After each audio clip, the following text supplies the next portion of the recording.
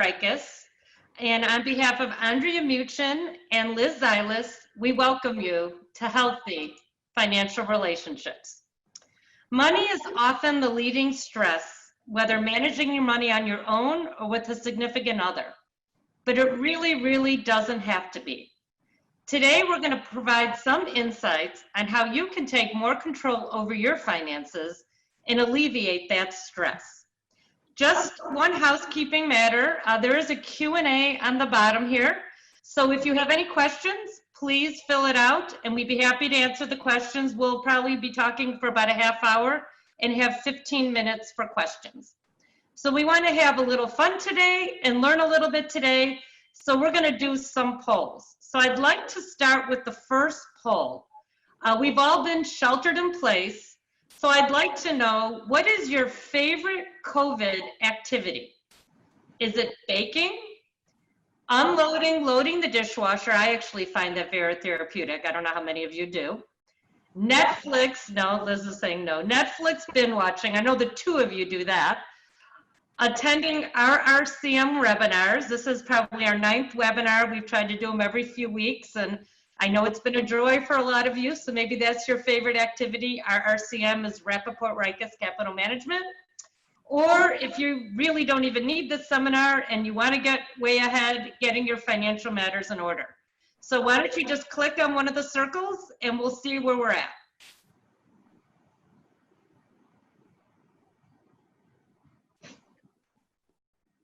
And the answer, oh, that's what we thought it would be. There is someone that likes to unload and load the dishwasher, 4% of you. And I am so happy that some of you loved our webinars and getting your financial affairs in order, but a lot of you like Netflix binge watching. So I know we're gonna keep your attention, but if you want, there's a little chat box, and if you wanna put your favorite Netflix show, we'd love to look at it. We can all share that. So before we get started, I'd like to do a few introductions. I'll actually start with myself. My name is Sherry Rikus. I am co-founder of Rappaport Rikus Capital Management. We founded our firm in 2005. We manage about $600 million for individuals and nonprofits. Of course, we want to maximize the return on our clients' assets, but more importantly, we want to maximize the return on life for our clients. We do that through helping our clients get organized. We work with our clients to incorporate their values in a full financial plan. We manage their money in low-cost, tax-efficient way and great performance. And then we continually monitor and review. So now I'd like to turn it over to Liz. Hi, everybody. I'm Liz Zylis. I have been working, first of all, thank you so much for taking some time out of your day today to attend this webinar. I have been working with individuals and families for about 30 years. I know that's hard to believe because I don't look a day over 35, wink, wink. But my main goal is to help my clients sleep at night with regards to their financial landscape. And one of the most significant things that I have found in those 30 years is how important it is for my women clients especially to have a good handle on everything financially related. And thus, one of the reasons for this webinar today, to provide you guys with some simple yet concrete tips on how to achieve just that. I'm Andrea Muchin, and I have been a divorce lawyer for nearly 30 years. I'm with the firm of Schiller, DeCanto, and Fleck. With respect to my female clients, I have seen up close and firsthand what happens to women when they have not been informed about their finances. And I have helped many women to learn to take an active role in their financial future. So I'm very privileged to be here today, and I thank you all for joining us. Ditto, ditto. Thank you all. And this has been really exciting for me personally, because Andrea is one of my closest friends, and we actually met when we were 15. So I want you to try to remember, where were you when you met one of your best friends when you were 15? And it wasn't in the classroom. It wasn't in the gym class. It was not in the hallway. It wasn't outside playing in the field. We actually met doing water ballet.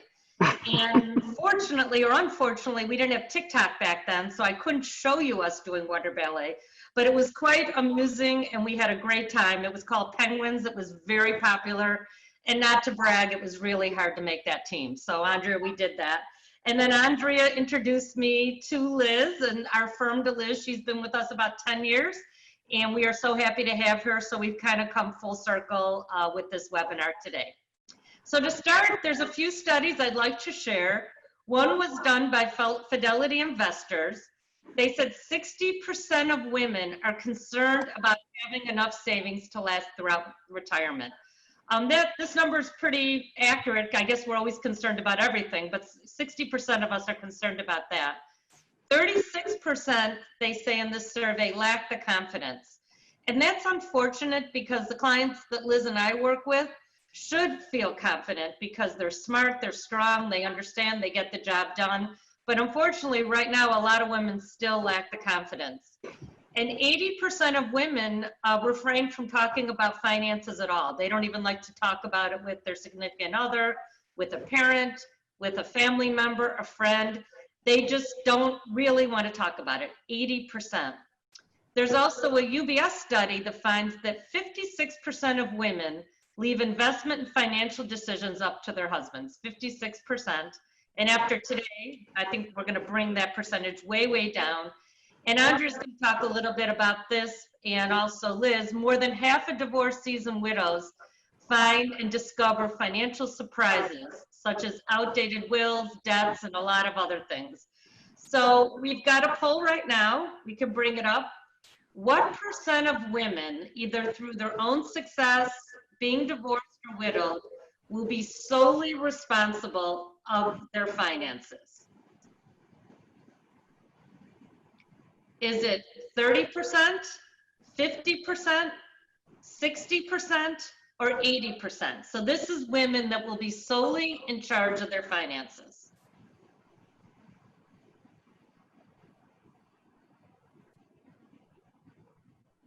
58% of you said 80%. That is correct. 8 out of 10 of you will be solely responsible for your finances. So now we're going to dig a little deeper and really try. I want to ask Liz and Andrea, why do you think many women are not conversant with their financial landscape? Why are they not involved? So I'll jump in first, if you don't mind. And what comes to my mind is just that they're not interested. It's just easier to leave it up to their spouse, and they're just feeling paralyzed by anything financially related. And, you know, rather spending your time and energies on other things and interests, we're not suggesting that you forgo those other things, but equally important is to devote time to your financial well-being as well. You know, convincing yourself that is more in their arsenal than in yours or in ours. And while that may be true, it would really behoove you to make it part of yours as well, just sooner rather than later, because if you sit on things, it's just, there's not going to be a good outcome. And while it would definitely be easier to just sit on the sidelines, why should finances be different from so many other aspects of our lives where we are the organizers, we are the ones who take charge? For some reason, we just find that women are hesitant to take charge with their finances, and we really encourage you to start doing that if you're not already. So if I could add to that, I would say that in addition to all of the reasons Liz just gave, in my position, no matter how modern and progressive we think we are, I still see traditional roles in families. There's a historical separation of business and financial items versus the home and family. And women, no matter where they are, tend to fall in the home and family category. Even women who are not part of a larger family sometimes don't want to get involved in this. They ask their parents to see. They ask their friends. Even when they're financially independent, they tend to not want to get so involved in their finances. And basically, I think a lot of women are just not confident, or they convince themselves they're not smart enough to understand their finances and everything that goes along with it. Yeah, very, very good points from both of you. Hopefully you can all hear us. We got a few comments, but we're going to talk as loud as we can. How can you begin the money conversation and get more involved? Do you guys have some advice on that? Yep, I do. Just do it is really just the best advice we can give. You know, convince yourself now how important it is to be involved and have a healthy relationship with your finances. If you're married or in a serious relationship, just have the conversation with your significant other whereby you express your interest in becoming more involved. You actually may be surprised with the direction the conversation takes. You need to make sure to express your personal goals, your risk tolerance. You need to make sure those things are being addressed appropriately. And if you're unmarried, it would also be in your best interest to find a trusted advisor, whether it be a family member, a colleague, anybody to bounce financial related issues off of. It's really difficult to tackle these things on your own. And in either circumstance, showing your interest in participating in these discussions so it is no longer just assumed that you're not interested. If you don't speak up for yourself, there's no way others are able to read your mind, and they just won't think to engage you in these very important decisions and topics. Andrea, anything to add there? Well, in my situation, I meet women who are either confronting a divorce or contemplating their future options. And so many of the women I meet, they have very little understanding of their finances. Forget they don't know what quantity and amount they are. They don't even know who their accountant is when they ask them, or their insurance broker, or their estate lawyer. I am just so surprised that this continues. So what I tell people is get yourself educated. Find out who these people are who are there, who could help you. Find out what advice, what plans they've given you. Get to know what you can so that you can participate in these conversations. And I've been very surprised. Some people that I meet with that actually do start to get acquainted feel better, and they make choices going forward that are in their best interest, and not because they don't know and not because they're scared.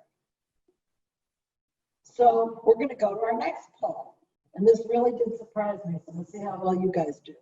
What year did women first have equal rights to marital property? The choices are 1965, 1972, 1981, or 1990. You can take a minute and vote. Let's see where the crowd comes out.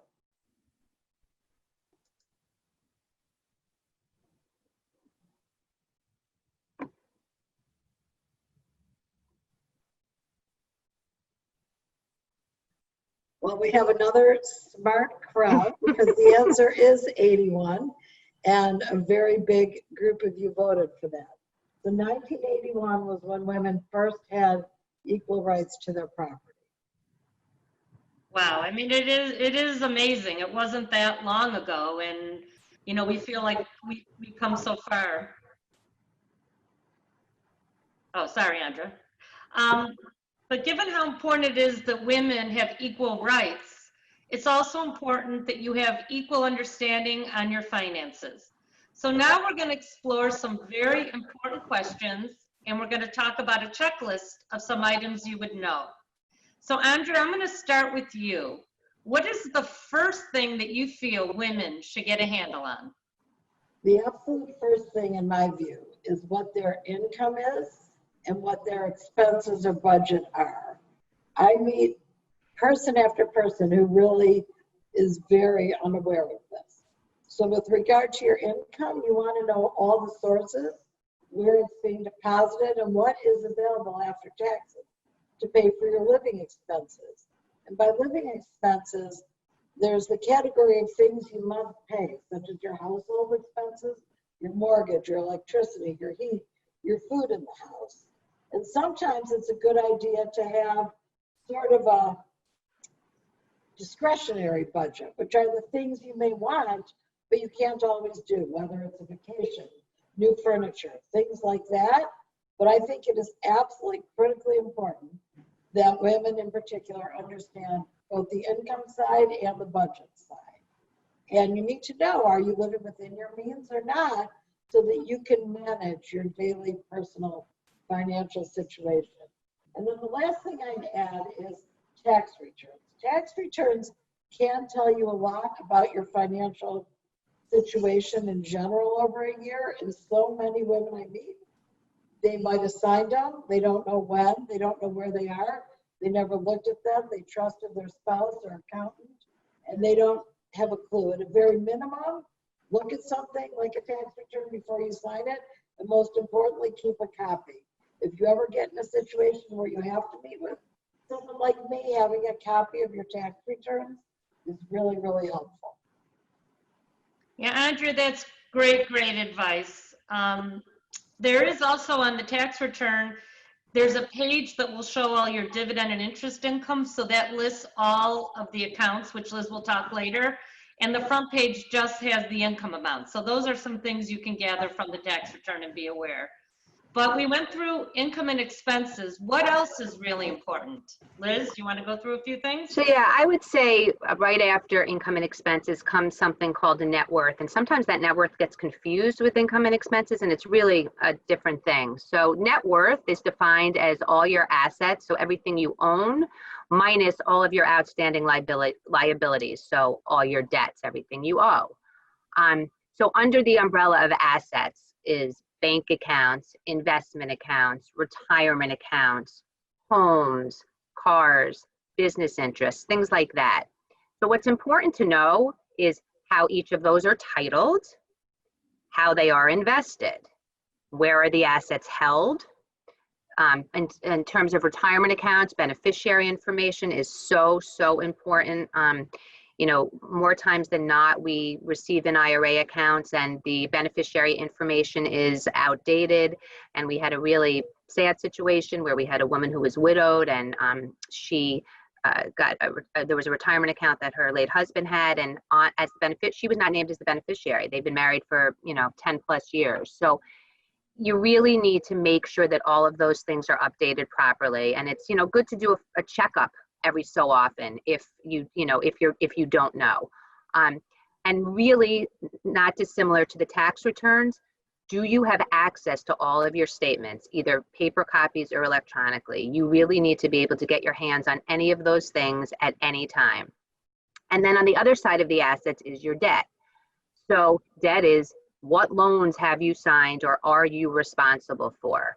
And so important, but no matter who asks you to sign something, whether it's a parent, whether it's a friend, whether it's a spouse, know what you are signing. We're going to do a poll right here, which just like the last one was sort of astounding to learn this, but this poll is, what year were women able to sign for a loan without a male cosigner? So the choices are 1952, 1963, 1974, or 1985. Cast your votes.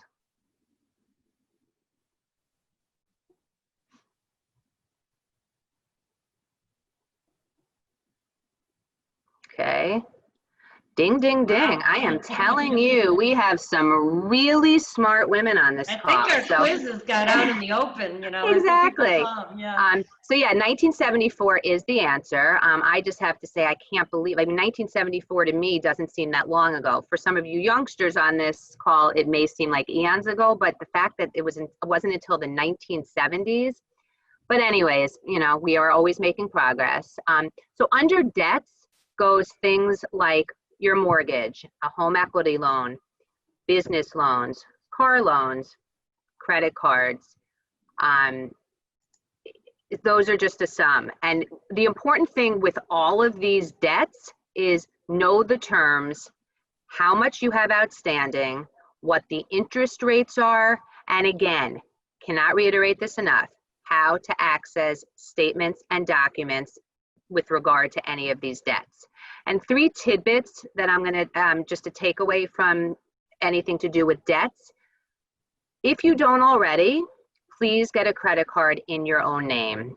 It's a just in case type thing. And so it's just a really important thing that we recommend to all of our women clients. If you haven't already, now is an excellent time to consider refinancing. So that goes along with mortgages. Interest rates are at historic lows. And so if you haven't already reached out to your mortgage broker, if you need a name of a mortgage broker, let us know, but it's definitely a very good time to do that. And the last thing is make sure that you monitor your credit report from time to time. I cannot tell you how many times for me personally and for clients that things pop up on these credit reports that don't even belong to you. So you need to every so often, once a year even really, monitor those credit reports. So that would be my tidbits. If I could just jump in on one thing Liz mentioned. In describing knowing about your net worth, she mentioned you should know how accounts are titled. And yes, you should know that. But one thing I find interesting when I meet with women who are contemplating divorce, and I ask them, do you have any retirement money? Oftentimes they say no. And I'll say, what do you mean no? And they mean they didn't work, so they personally don't have any. But whether it's titled in your name or your significant other's name, it's joint property if you're married. So you should be looking at not only your assets, but if you are married, look at your spouse's assets as well, because that is part of your joint net worth. Great point. And I'm a little bit of a geek at times, so once a year, sometimes twice a year, I like to take my assets and deduct my debt and come up with my net worth. We do that for our clients on an ongoing basis, but it doesn't have to be fancy, just a piece of paper and just for you to get a bird's eye view of your net worth. So as women, we often are nurturing, we want to protect ourselves, we want to protect our family. And so I'm going to turn it over to Andrea, because one way we hear a lot is premarital assets. And Andrea, can you talk a little bit how we can protect ourselves with premarital and inherited assets? Yes, I think both are very important and it's the same message. But a premarital asset is something you had acquired before you were married, and an inheritance could happen any time in your life. With regard to both of these things, you should keep them in separate accounts. By separate accounts, what I mean is if you inherit money or you had assets before you became married, don't put sources of money from other places into those accounts. Hypothetically, if you had an account with $50,000 in it before you were married, don't continue to contribute to that account after you get married. Start a new account and keep that account separate.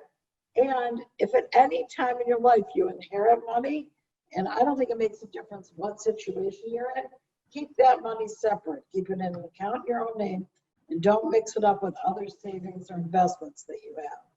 And then the most important thing, because not everyone is perfect all the time, keep records. Don't just destroy your statements. If you're someone who's just getting married, keep records of your accounts right before you got married so that things, if they do get mixed up, are easier to unravel. But the best thing I can give you for advice in either scenario is to keep things separate. So the mantra, Andrea, is keep records and keep it separate.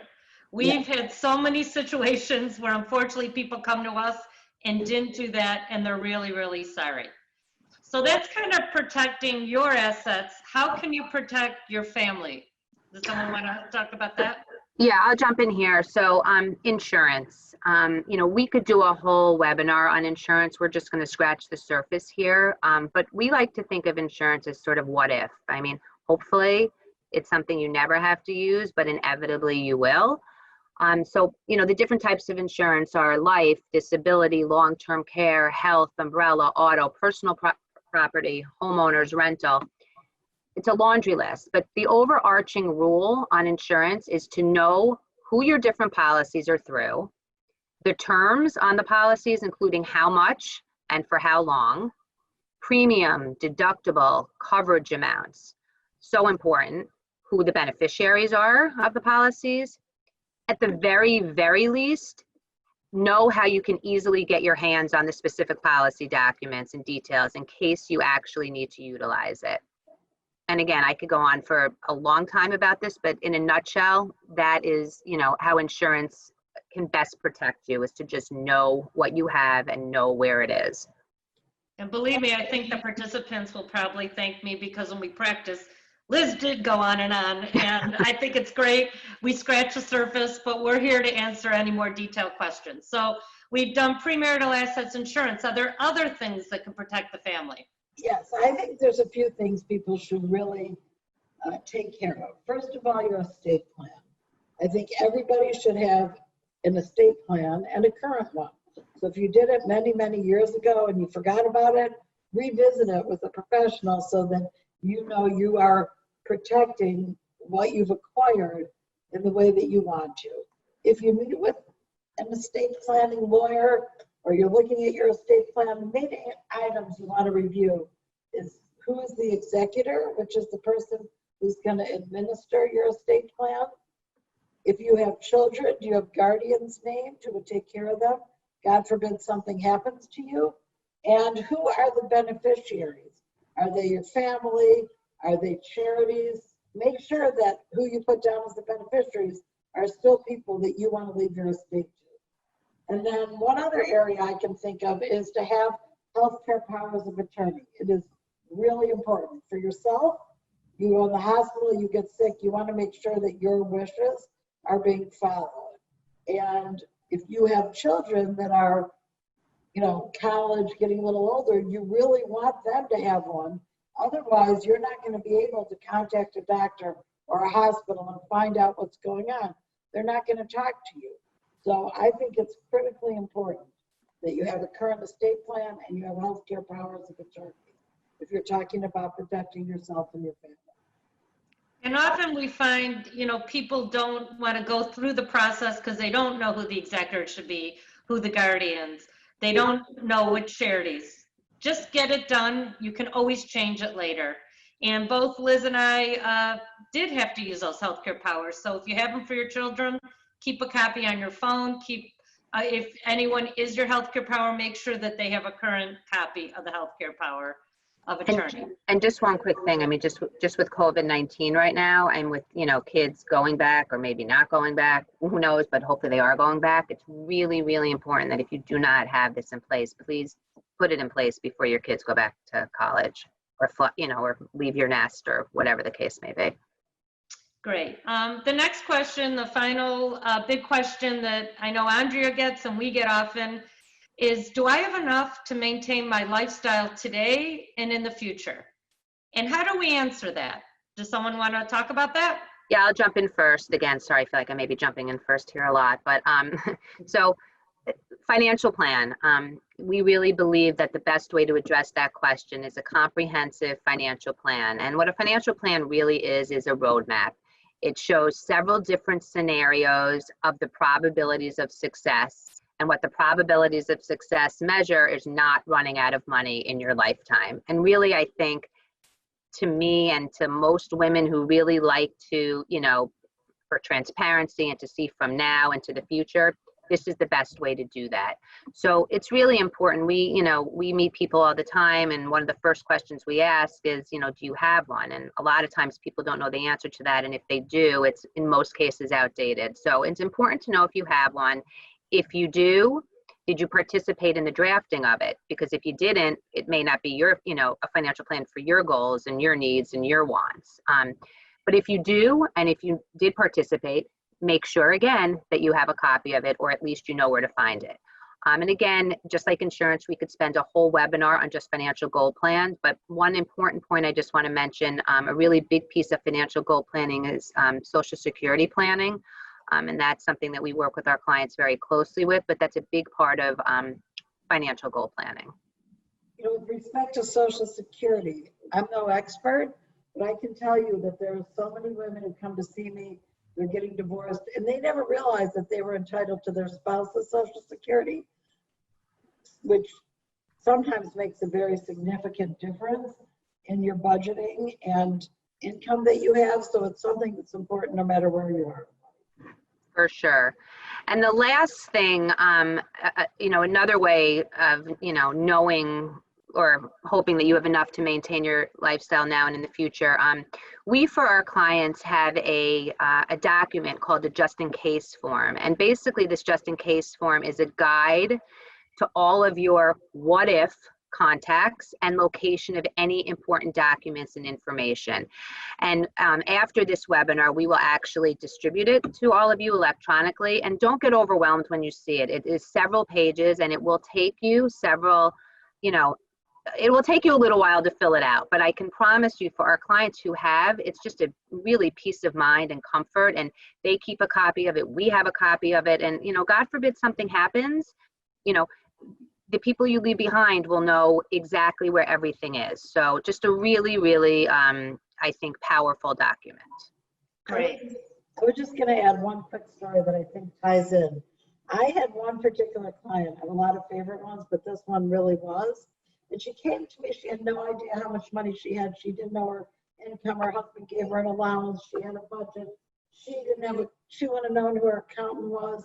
And as we went through the process and she became educated and the divorce was over, she said, oh my God, I have so much money. I don't know what to do with myself.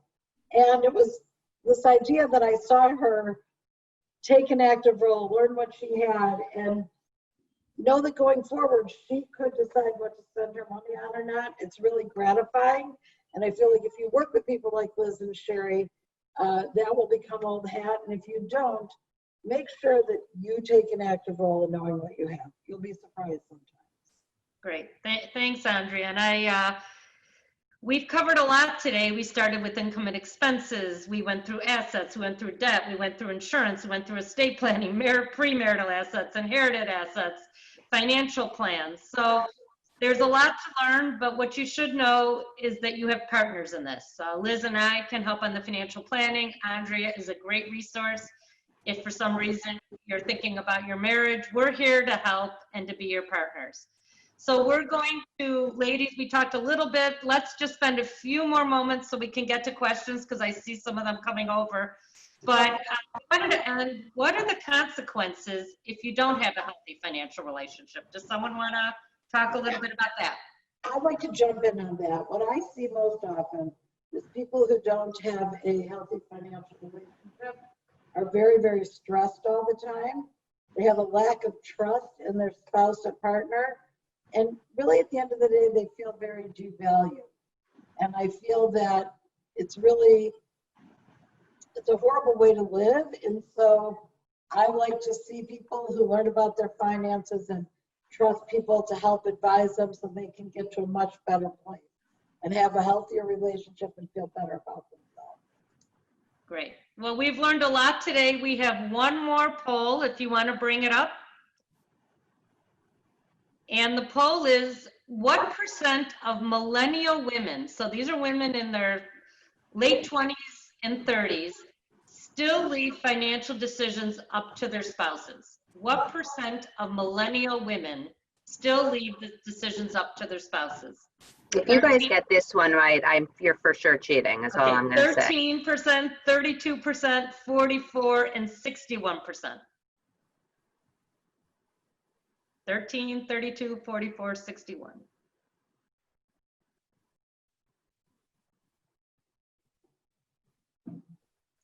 And the answer? Ooh, we did have a tie, and so it surprised us, 61%. And that means that we still have a lot of work to do. So if you have nieces, granddaughters, daughters, really start to empower them to have a healthy financial relationship.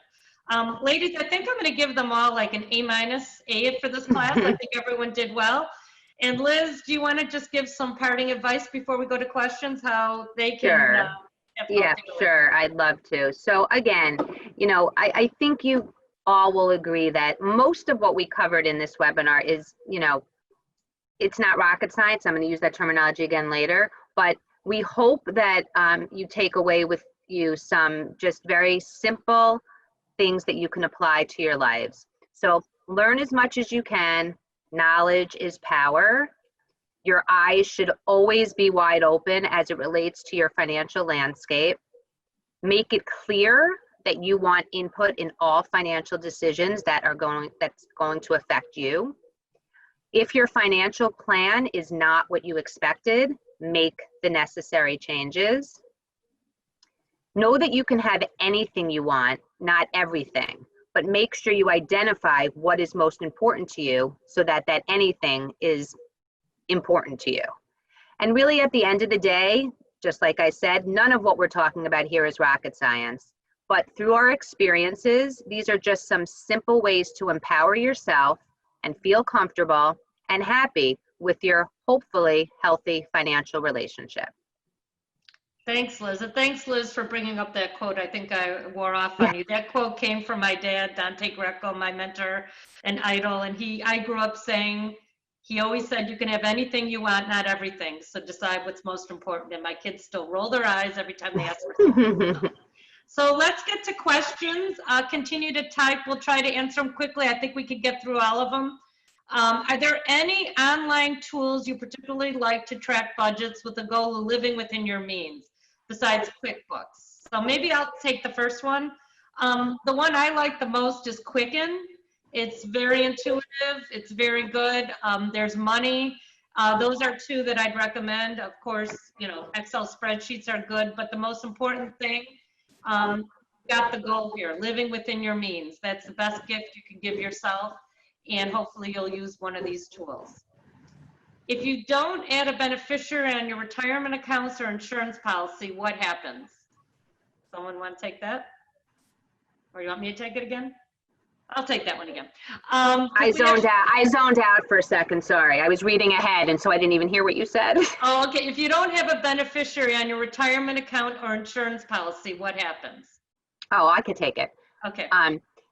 No, that is a big old mess. You cannot have that happen in the first place because beneficiary information on IRAs actually supersedes, let's say you have an estate plan, beneficiary information actually supersedes that. So it's really important. And, you know, we have seen, so, as we mentioned earlier, if you don't have that beneficiary information correct, it is such a mess to get it corrected that it ties up money for a really long period of time unnecessarily. So after you hang up from this webinar, make sure you go and check all of your retirement accounts, your insurance policies, and if you have a significant other, make sure that they do the same. We cannot stress how important that is.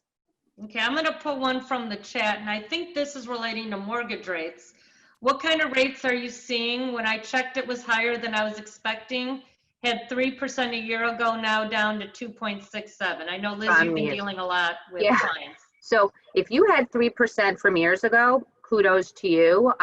You know, I would say that for us, we had historically, until this last time, now that we're refinancing currently, we had always done adjustable rate mortgages. It just had always worked for us, and we had done 7-year ARMs. And so the interest rates were really low, but once the 7 years was over, it was going to jump up. So for this particular refinance, we did a 30-year fixed at 2 3/4, which, I mean, it may have been lower before then, but if it has been, it hasn't, you know, not in, you know, recent history. So, you know, again, for this person, you have a 3% already. 2.67 is still lower. And, you know, again, we've been finding our clients that have been refinancing, they've been saving, you know, between $300, $400, $500 a month. That's real money that you could be investing in the market.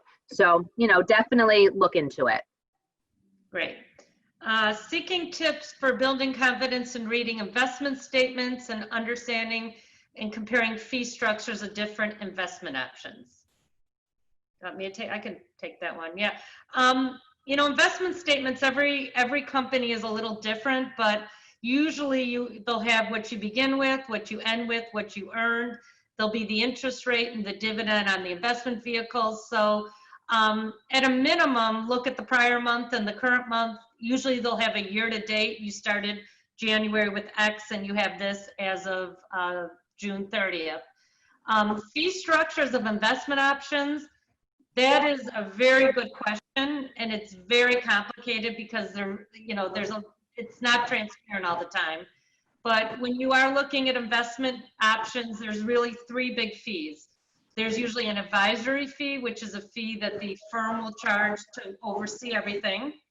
There's the investment fee, which are fees embedded in the investment vehicles. They're called expense ratios or expense fees. Sometimes there's load fees, which are fees to get in and out. Some of those fees we've seen in the 3%. We like index funds, which are low fees. So you do have to look at that. And then there's also transaction costs. So it's the trading costs. So there's a lot of fees you have to look at. You need to kind of put them all together when looking at different investment structures. Hedge funds, private equity, those fees tend to be very high as well. We have a few more minutes, so I'll do a few more questions. Andre, this one I think has your name on it. What are the pros and cons of combining your finances when you do get married? I would say that is a very personal decision, and I think it's unusual when I meet a couple getting married who doesn't combine them at all, but there's various answers to this. So, you know, a pro of combining your finances, I think, would be you're starting your lives together and you want it to be a joint entity. And with that being said, I would still recommend that with regard to anything you inherit or money you had before your marriage, you should keep that separate and you should combine what you have going forward. And then I would say, you know, a con is if you do combine everything, it's very hard to make an argument. Hypothetically, if you put $100,000 into your home and you end up getting divorced, I'm not going to be able to tell you that we can get you back those monies. So it's a personal decision, but I think most people want to combine at least their going forward financial stuff and the stuff you had before. It's a very personal decision. And Andrea, do you want to take the next question? I don't know if you can see it. If you inherit money, is an account in your own name sufficient to protect it? I would say in general, yes. If you inherit money and it's designated just for you, and you open an account in your own name and you put it there, that should be sufficient. And just make sure you don't later on add additional funds to that money, to that account that's from a different source. So keep it segregated. Sure, Okay. I think we skipped one.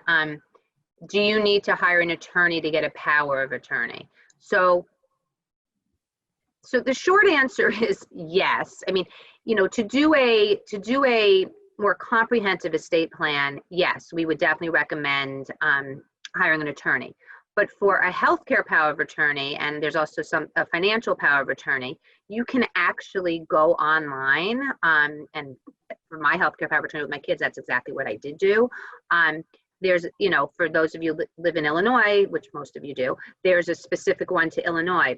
I actually printed it out yesterday for somebody. You can just go online and print it out. And it's as simple as you, you know, filling out your name and who you grant your power to, and then it asks you a few questions, and then you just sign it. And you need a witness, but it does not even need to be notarized. And then we recommend that you obviously keep a paper copy of it, and then keep an electronic copy on your phone, your kid's phone, and whoever else, you know, is part of the agreement of, you know, of what you sign.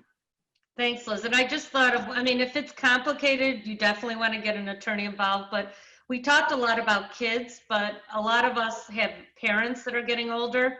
So you want to make sure that you know where their healthcare powers are, if they have a healthcare power. And also, it's never too early to start talking about financial powers of attorney. So we've talked about kids and our parents. Some of us are in that sandwich generation here.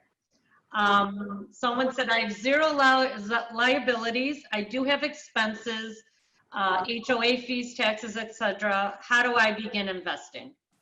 And I'll start, and then Liz, the one thing we talked about is, and you may have mentioned it, but before it's great, you have no liabilities and you have expenses, but you want to make sure you have an emergency fund before you begin investing. Do you want to talk a little bit about that, Liz? Yeah, you know, again, it's definitely a good idea to invest, but as Shari just said, you need to have at least 3 or 4 months of funds socked away in an emergency fund. For our younger, like kids of some of our clients, and even some of our clients, if you can start saving or investing in a retirement vehicle, that would be the first place to start. If you're employed, because it's easy to just have that money taken off your, you know, out of your check off the top, you won't even miss it. But while we are big proponents of investing for various reasons, you need to make sure that you are in a financial position that you can do so. Because when we have people invest, it's always for the long term. We are, there are plenty of people out there, especially now, that are, doing some more short-term trading. That's just not, that's not our philosophy. And so once people invest with us or even on their own, we would suggest that if you think you may need that money within 1-2 years, one at the short and between 1 and 2 years, that's not a time to start investing. Great. We have another question here. Do you have to have separate healthcare power of attorney for every state if your kids reside in different states from where they are? No. Okay, so make sure that you just have the Illinois one. For millennial females who are in the first 10 years of their careers and starting to build up their wealth and savings, what type of investment vehicles would you recommend to start? And I think that's kind of what you I think I said. just answered that question. I didn't even know that was going to be, but yeah. Retirement, and within the retirement, we are big fans of something called target date funds. Those are low cost, diversified, index-based funds based on your age. So as you're younger, you'll pick a retirement date further out. It'll have more stocks. As you get older, you'll have more bonds. If you are, we might want to mention Roths are great for young adults because at some point they'll reach the cap where people will not be able to do a Roth. So Roth are great vehicles. Those are IRAs that you never pay taxes on. You can defer them. I just want to interject here because I had a conversation actually yesterday, funnily enough, with the daughter of a client of ours who just got a job in one of the school systems in Illinois, and she received a packet. I mean, she took a picture of it, literally this thick, a paper packet, which I just couldn't even believe, like in this world of COVID, that she received paper, but she did. And it was all about her 403B options. And I wanted her to send it to me electronically so I could look at it, but she didn't have it electronically. And so she's reading through it with me, and she's telling me, these are my 6 choices, and it's Lincoln, whatever. It was like 6 choices.